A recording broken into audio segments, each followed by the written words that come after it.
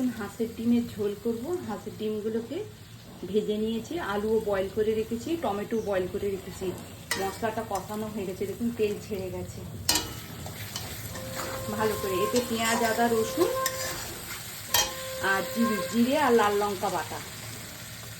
টমেটোগুলোকে গলিয়ে নিচ্ছি।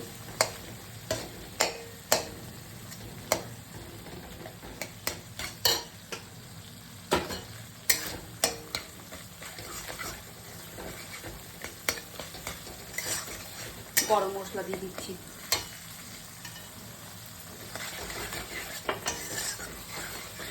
ডিম আলু দিয়ে দিচ্ছি।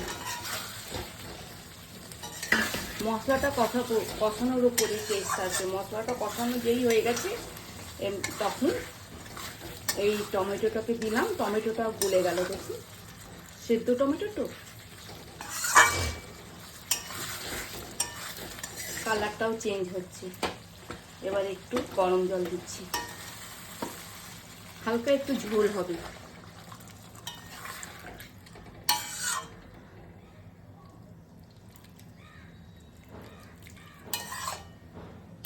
কড়ার গায়ে মশলাগুলো আছে, একটু ধুয়ে পরিষ্কার করে নিলে দেখতেও ভালো লাগবে।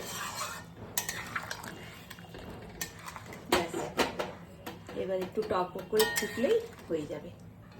একটু পাতলা ঝোল করব।